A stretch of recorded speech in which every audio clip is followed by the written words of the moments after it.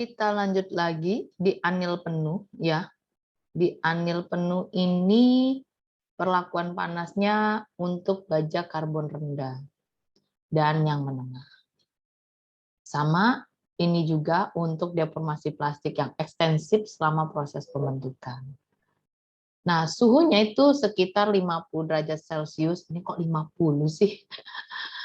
Aduh, kurvanya ini nggak 50 ya loh. Pada gambar 14.4-nya. Oke lah, kita anggap 50 ya. Di atas garis A3. Mana sih 50-nya? Ampun. Ya. Gambarnya 14.4 kok bener. Oke lah ya. Di atas garis A3. Jadi kalau dia mau untuk full anil di atas garis A3 intinya. Berarti kalau suhu 50 ini rekristalisasi lah kalau kita katakan suhunya ya. Itu baru si paduan tadi membentuk apa namanya?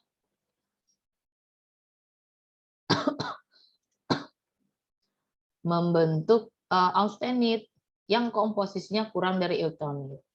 Nah, kalau kita mau lebihin lagi, itu ada di atas garis A1 di sini, itu akan membentuk fasa austenit sama Fe3C. Ya. Selanjutnya, paduan tersebut juga setelah dipanaskan pasti sama kayak tadi didinginkan, ya. Tungku perlakuan panasnya dimatikan sama dia cara mendinginkannya itu bukan diturunkan suhunya, tapi tungkunya dimatikan sama dia, ya. Baik tungku maupun bajanya mendingin di suhu kamar pada kecepatan yang sama. Gradiennya sama berarti kalau dimatikan set, berarti kan turun secara gradiennya sama ya. Set, bukan yang kita set dari 1000 misalnya turun ke 800, turun enggak seperti itu ya. Sehingga ketika kita mematikan tungku tersebut secara langsung, berarti kan itu prosesnya menuju ke suhu kamar sangat lama. Nah, produk mikrostruktur itu yang didapatkan adalah perlit kasar yang relatif lunak dan ulet. Nah, prosedur dari pendinginan anil penuh ini ada di gambar 1127, yaitu halaman 428.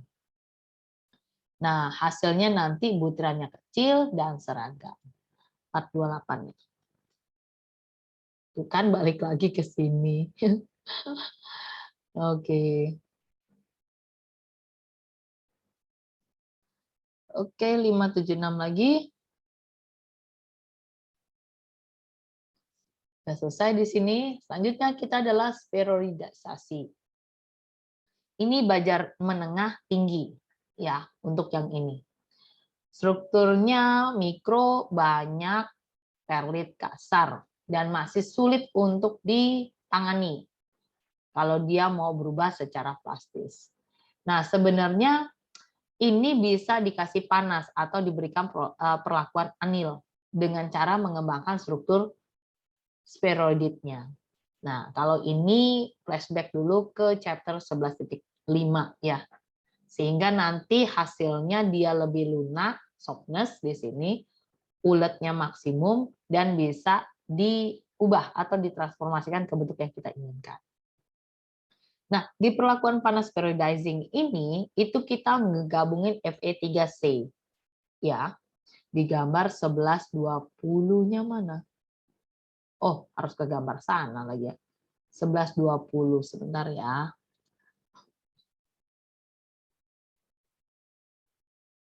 Hmm, 1120 ya.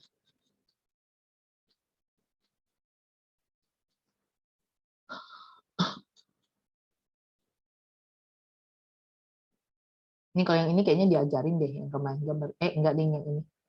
Gambar yang satunya ya. Yang ini 1120. Mana tadi? Dapat dilakukan dengan cara bagaimana nih spheroidizing? Panasin dulu paduannya di bawah eutonit ya. Kalau ngelihat gambarnya 605 ya.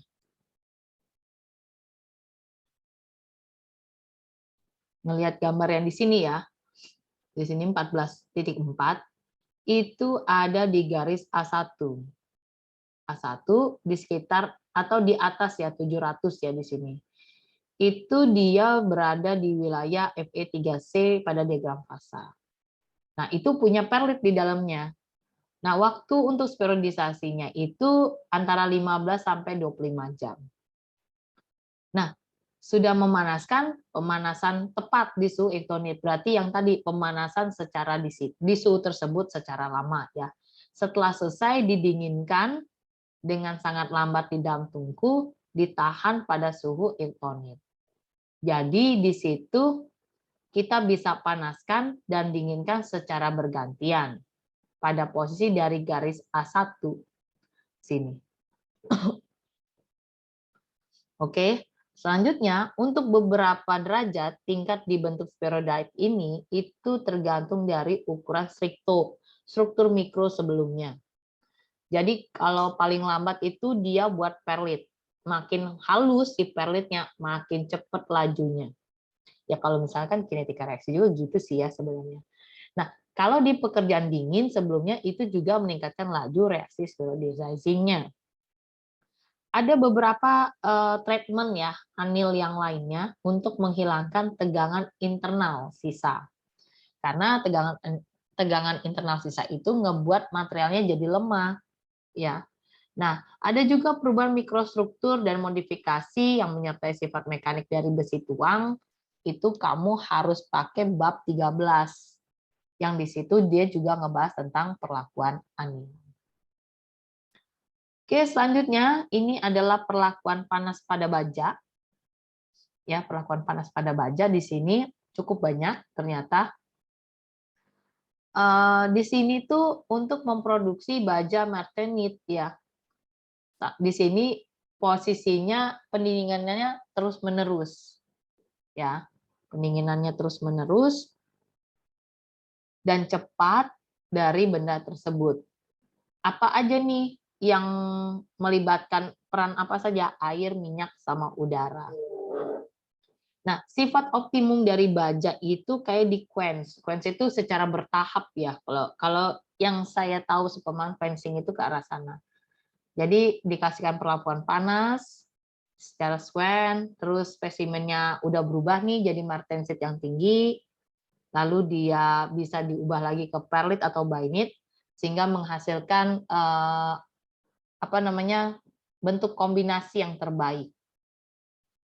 Nah, selama perlakuan quenching itu ya, jadi nggak ada namanya pendinginan dengan kecepatan seragam di seluruh permukaan. Ya, permukaan akan selalu mendingin lebih cepat dibandingkan bagian interiornya atau bagian yang luar. Interior dari dalam, sorry ya. Berarti yang di luar selalu cepat mendingin. Nah, di sini ada apa namanya? Ada faktor ya. Faktor yang dimana perlakuan panas itu dari baja untuk menghasilkan struktur mikronya yang dinominasi martensit itu ada beberapa faktor mempengaruhi komposisi paduan, jenis dan karakter media pendinginan. Media pendinginan tuh bisa air, minyak, dan udara. Terus ukuran dan bentuk spesimen. Ukurannya sama kayak tadi ya, ukuran dan geometri si paduan atau material yang kita pakai. Nah, ini gambar 14.5 ya. Dia apa namanya? Perlakuan panas untuk dari si bajanya itu adalah si sampai sini tes akhir dari quench Jomi. Nah, ini untuk si Jomi tersebut ya. Spesimen akhir pendinginan si Jomi. Kalau yang gambar A ini dipasang selama pendinginan. Kalau yang B ini adalah setelah diberikan treatment, ya diuji dong kekerasannya dari ujung pendinginan di sepanjang permukaan tanah. Nah, di tes akhir quenching Jomi ini merupakan sebuah prosedural standar untuk mengukur kemampuan hardenability-nya, kekerasan ya. Ya, sehingga dikatakan uji pendinginan akhir Jomi. Nah, di sini kita seperti mengabaikan komposisi paduan ya. Kita katakan tadi kan ada 3 faktor ya di sini ya. Sama dia di sini, please komposisi paduan nggak kita libatin deh. Faktor yang lain kita masuk ke dalam ngukur kedalaman pengerasan dan kawan-kawan itu dia termasuk berpengaruh. dan kita akan memberikan perlakuan secara konstan di sini. Sehingga spesimennya itu diameternya kan 25,4 nih ceritanya, panjangnya sekian. Terus outstandingnya pada suhu yang ditentukan dalam waktu juga yang ditentukan. Setelah diberikan panas, terus kan didinginkan nih, dikeluarkan dari tungku, lalu digambarkan di 14.5a. Ini gambar setelah keluar dari tungku. Ujung bawahnya itu dipadamkan oleh percikan air atau pancaran air dengan laju, aliran, dan suhu tertentu. Sehingga di sini laju pendinginannya maksimum pada bagian sini ya, yang dipadamkan. Dan berkurang dari posisi ini sampai ke sini, berarti kan lambat nih, karena titik pancaran airnya kan hanya di sini. Jadi yang ini yang dikatakan tidak merata dan pendinginan tidak berjalan begitu seragam lah kita bilang. Makanya lambat di sini dikatakan. Nah, setelah potongan didinginkan sampai suhu kamar, flat dangkalnya itu sedalam 0,4. Terus digerindra, terus di sini diukur kekerasannya dengan Rockwell metodenya, sehingga didapatkan 14.5B ya. Dan di sini didapatkan hasil sebagai berikut ya. Lalu di sini ada kurva pengerasan di sini ya yang dihasilkan ketika kekerasan diplot sebagai fungsi posisi dari ujung yang dipadamkan. Jadi dia kan menguji kekerasan nih ya, menguji kekerasan di sini. Jadi dia akan ambil data tersebut dari hasil kita berikan perlakuan anil pada tes akhir Queensjomy. Nah, pengaruh komposisi paduan sebentar ya. Oke, pengaruh komposisi paduan tadi kan diabaikan nih ya, awal yang di Jomy tadi itu ya. Ternyata pada kemampuan ini bisa berubah menjadi martensit untuk perlakuan quenching tertentu ya. Sehingga itu akan berkaitan dengan parameter yang disebut dengan kekerasan, hardenability. Nah, untuk setiap paduan baja itu bisa beda-beda ya. Tadi kan ada baja ringan, sedang atau menengah hingga tinggi. Nah, ada hubungan khusus sifat mekanik dan laju pendinginannya. Nah, hardenability itu untuk menggambarkan kemampuan suatu paduan untuk dikeraskan, tadi kan pakai air di sini ya, dikeraskan, dengan pembentukan martensit sebagai hasil dari perlakuan panas yang diberikan. Jadi hardenability itu bukan hardness, melainkan ketahanan terhadap lengkukan. Ya. Nah, hardenability itu ukuran kualitatif dari tingkat ya, ukuran ini ya, maksudnya level ya kita katakan sini ya.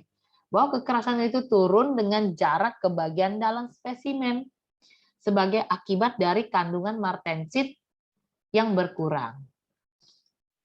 Nah, paduan baja yang memiliki kemampuan pengerasan tinggi itu adalah paduan yang mengeras dan membentuk martensit tidak hanya di permukaan, tapi di sebagian besar di seluruh interior.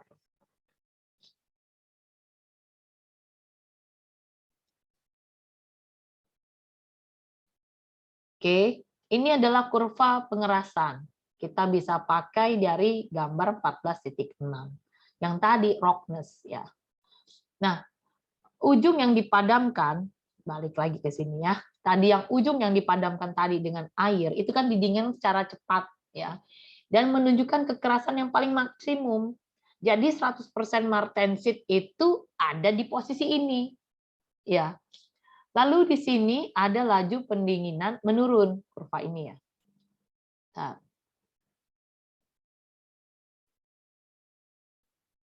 Oke, laju pendinginannya menurun nih dengan jarak yang dipadamkan dan kekerasan juga menurun. Ya. Dengan berkurangnya laju pendinginan, lebih banyak waktu juga yang diizinkan untuk difusi karbon dan pembentukan proporsi yang lebih besar dari perit yang lebih lunak yang dapat dicampur dengan martensit sama bayi.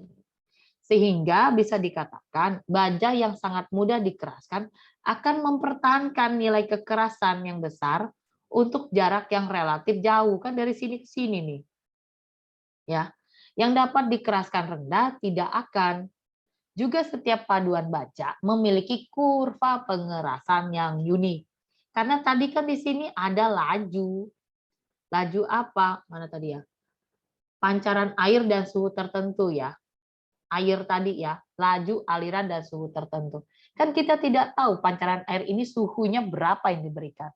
Misalkan suhu air dingin, dingin suhu kamar atau dingin air es, ya. Jadi itu bisa memberikan apa ya, hasil yang berbeda atau kurva yang berbeda.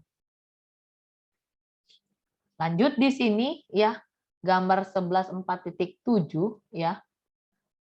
Nah, kadang-kadang juga lebih mudah kita mau ngubungin kekerasan dengan laju pendinginan dibandingkan lokasi dari ujung yang didinginkan dari si Jomi.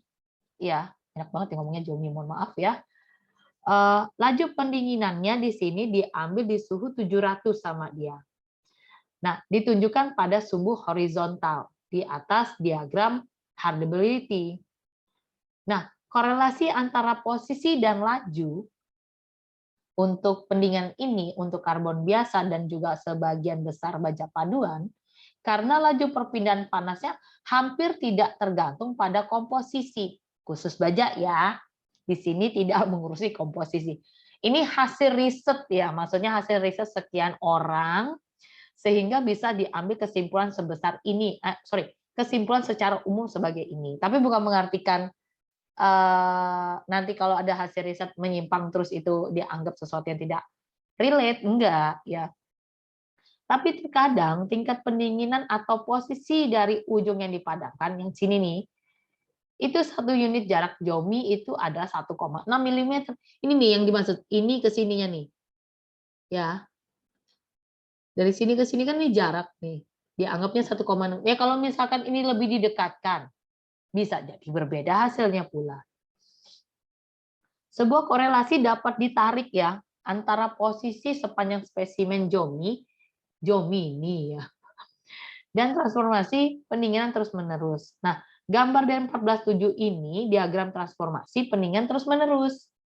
Paduan besi dari karbon ektonit. Ya. Dan struktur mikonya yang disesuaikan, yang sesuai itu dihasilkan dari masing-masing kurva. Kita lanjut di sini.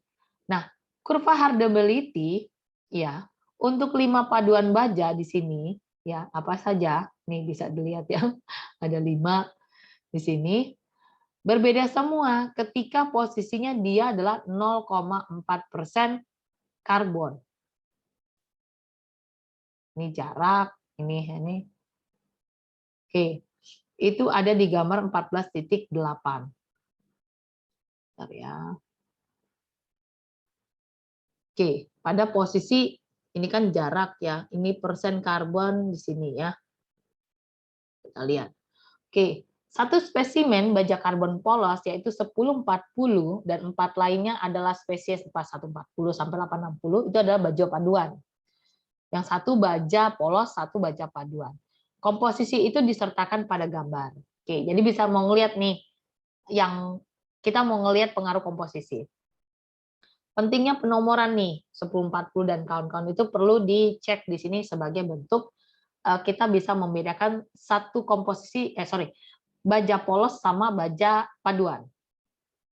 Sehingga kekerasan itu ya yang identik pada ujung yang dipadamkan itu adalah fungsi dari kandungan karbon saja dan posisinya juga sama semuanya pada paduan ini. Nah, mungkin fitur yang paling spesifik pada kurva ini adalah bentuk yang berhubungan dengan kemampuan mengeras. 1, 2, 3, 4, 5 ini ya kepaduan mengerasnya. Nah, dari baja 1040 yang ini, itu dia rendah karena kekerasan turunnya drastis. Mencapai sampai 30 HRC. Di bawah sini nih ya, di bawah, maksudnya sampai turun ke sini. Oke. Setelah jarak Jomi yang relatif pendek, dia 6,4 mm.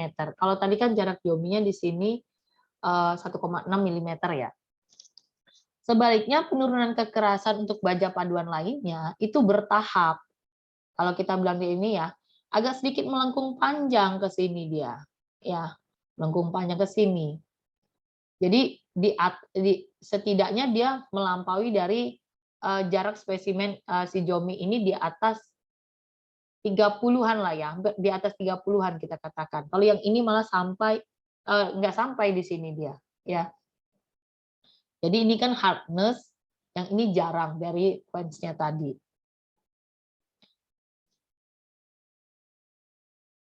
Oke. Sehingga kalau kita ngelihat kekerasan 4340 nih di sini dan 8640 merah sama hijau, masing-masing itu ada di 50 ya di sini. Yang ini 50-an. Sorry, yang ini ya. Di sini, sorry. Ini 50. Mana sih? 4340 ya, 50. Yang di sini adalah posisinya adalah 32.